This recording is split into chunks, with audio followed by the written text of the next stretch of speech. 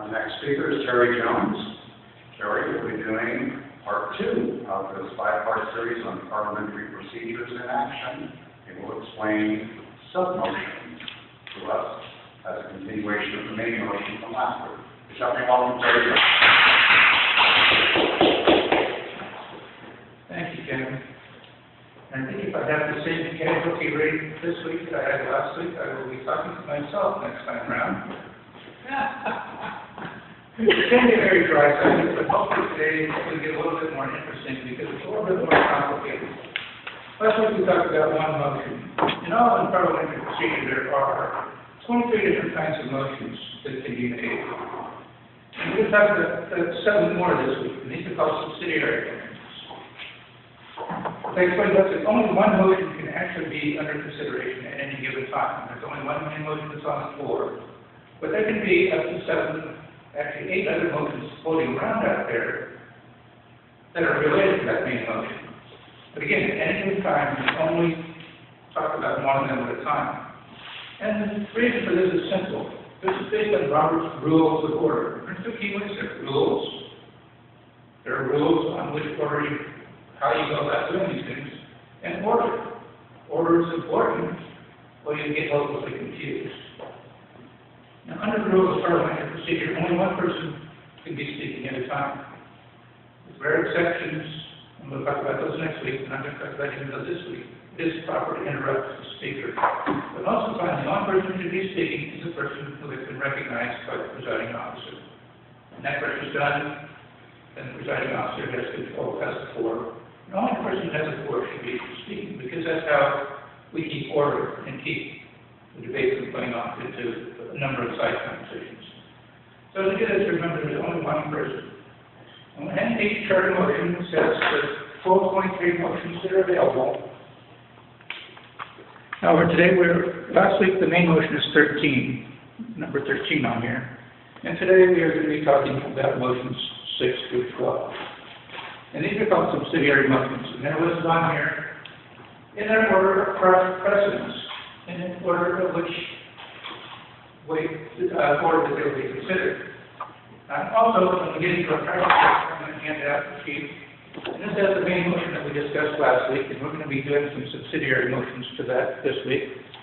In your sheet, we'll have the motion that I want you to be thinking about related to the main motion we discussed last week. But first, we'll look at the subsidiary motions and talk about what they are, and give a little example of 2 of each of those. Now, the lowest ranked subsidiary motion called is the motion to postpone indefinitely. This is actually often used as a way to kill a motion. We're going to postpone discussion on this, on the main motion indefinitely. For example, we're talking about our main motion to provide money for our gifts. We can postpone that indefinitely. Kind of kills that motion because Christmas is going to come and gone by the time they're there. I think it's doing it. So it's a motion that can be, the only time you can vote on that motion, however, is if there's no other subsidiary motion required. Again, some motions under here, if you'll notice on this, are debatable motions, and some of them are not. And for example, the motion to postpone indefinitely. A 9. 9. Okay, they go upwards on this one. So that's number 12. So that is a debatable motion. That is something that we would discuss. And to pass that motion, it only requires a majority. The next motion, actually, we're going to go up this order from 12 up. Next motion after is the motion to amend.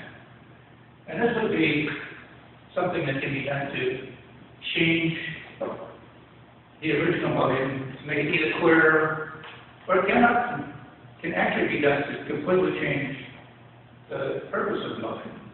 For example, suppose a motion is on the floor to commence conduct for his exemplary job as Toastmasters last year.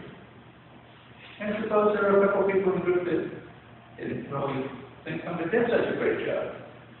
So somebody could make a motion, I move that we amend the motion to criticize conduct for his performance. Now that's an entirely different motion, right? But it's related because it's really an amendment to the original motion. So it's in order, but this is kind of really demonstrates the reason why you want to vote it one at a time. Person who's going to vote on the original, in favor of the original motion, probably wouldn't vote in favor of the amendment. So you can really only talk about one. So an amendment can be either to add words, to change words, or to both add and change words from the original motion. So again, a subsidiary motion would be made by somebody recognized, raise your hand, or get attention of the chair, and recognize you, would make your motion to amend. Nobody seconds the motion, it dies right there. Again, somebody can second, and second is one of those times when you can just pop out, you don't need to be recognized, you can say second the motion. And then it will be open for debate. The third kind of subsidiary motion is a motion to refer it to a committee. Perhaps the proposed course of action is to buy a computer for the group. And don't really know what kind of computer you want. So it might be somebody might say, I think we should refer that to a committee so they can look into what kind of computer we might want to buy. So this would be a motion to refer to the committee for further study before action is actually taken on the motion. If that motion passes, then the original main motion will be put aside until the committee can inspect the report. Such a motion should say, I move that we refer this to a committee appointed by the president that will report back at such and such a time. We want to make it clear so that gets done. The next motion would be to postpone to a certain time.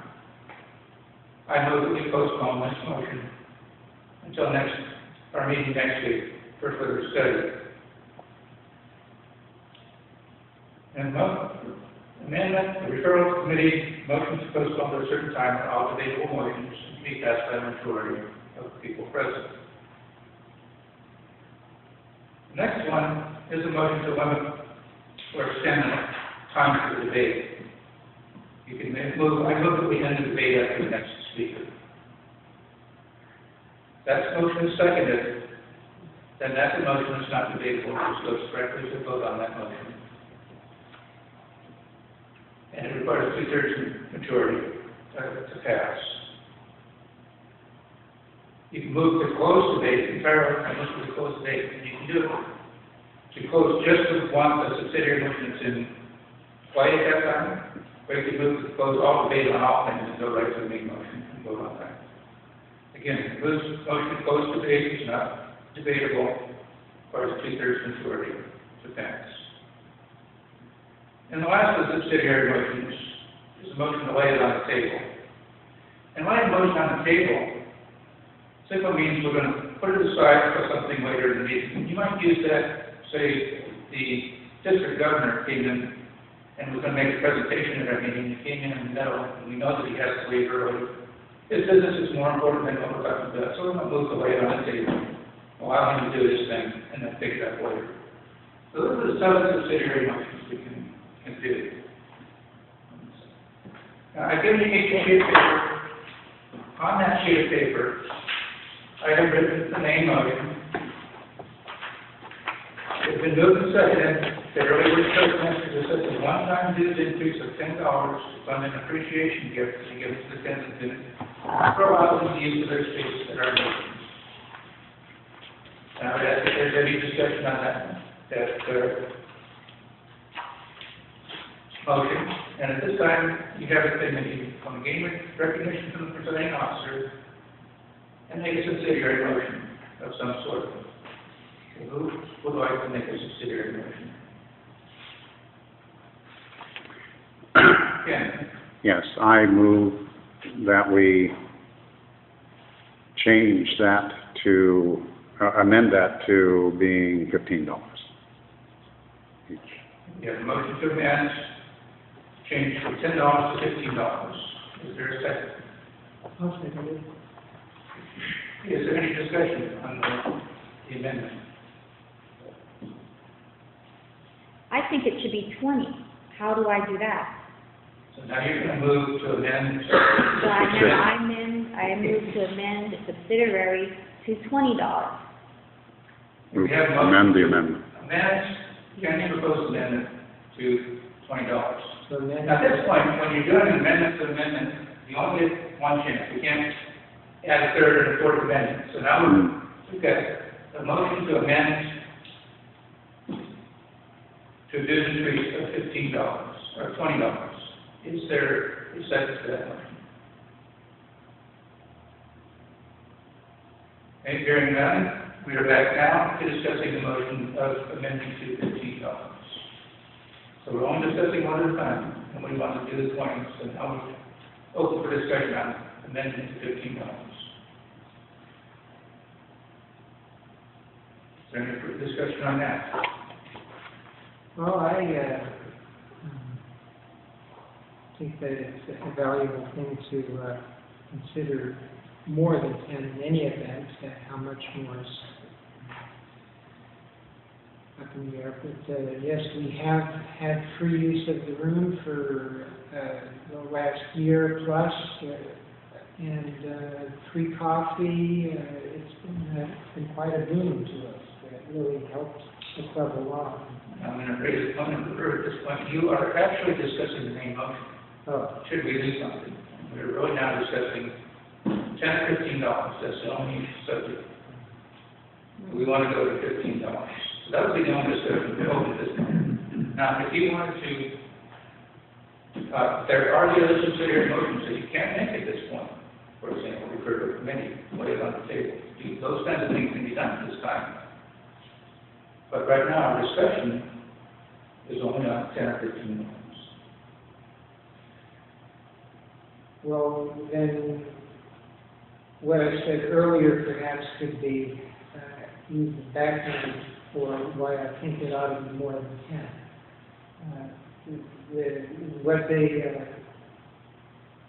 What Kensington has offered to us is certainly worth more than $10. How much more? The current motion is 15. Yeah, and that's why I think that it is Okay. a good choice. Okay. Now, one thing that you could do at this point too, since you don't think that's enough, we could say, okay, let's vote. You could call for the question, say, I move that we end the date on this $10 or $15. Could we also, at this point, refer to committee? Make a motion to refer to committee? Refer to committee because that takes precedence over the motion to amend. Okay. So there are two things you could do. We could do that, or you could amend it. We could vote on the $10 or $15. At that point, if the motion becomes, has been moved to set the $15 fund, and we could vote on that, or we could then add an amendment. I propose we change it from $15 to $20, because now we're again talking about nothing or not. But we have to vote on the 10 or 15 first before we can continue discussing. Oh, I see. Okay. Oh, okay. So, I call for the question. okay, it's been called to vote on the $15.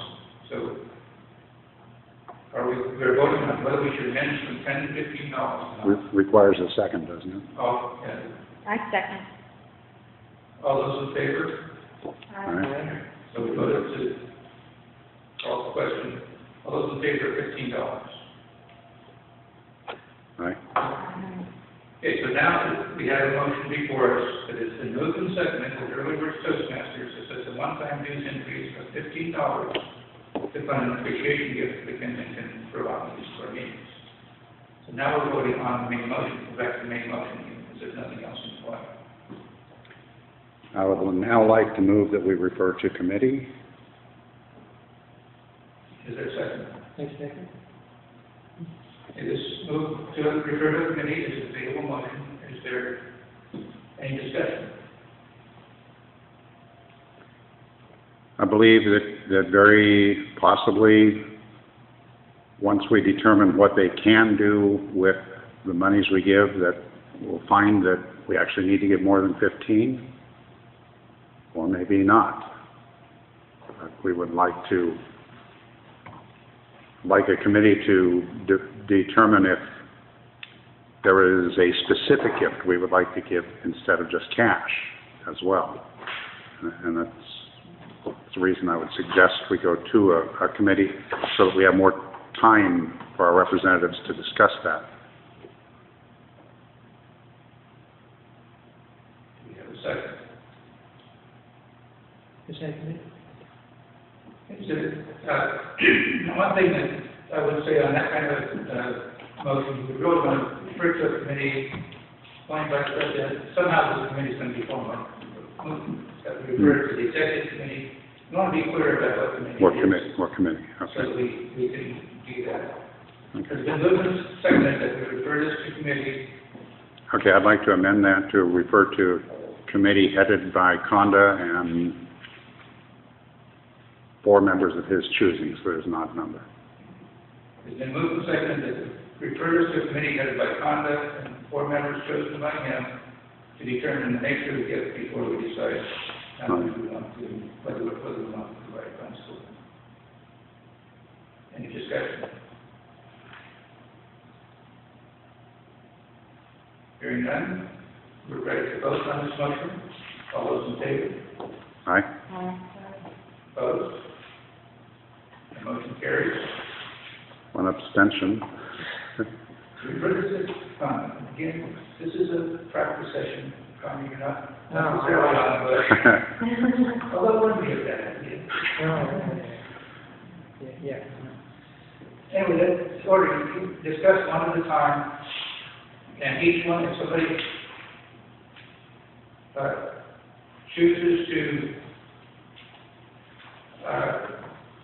raise one of those motions with the higher order precedence, we vote going down in order of precedence till we get down to the main motion. So in theory, all of those motions could be out there at once, as we go through them both one at a time till we get back down to the main motion, as it is a veterans thing. That's how order is kept. If you're discussing, as we get out and start discussing how much and what for and when and who, all at the same time, we get very confused. So we've got to discuss one piece at a time to keep order. And that's how the program works. And next time we're going to be talking about privilege motions. And some of the privilege motions are things that it is appropriate to interrupt for. And we'll get into what those are. But again, the key is one person at a time, following the order, and keeping the discussion in small packages so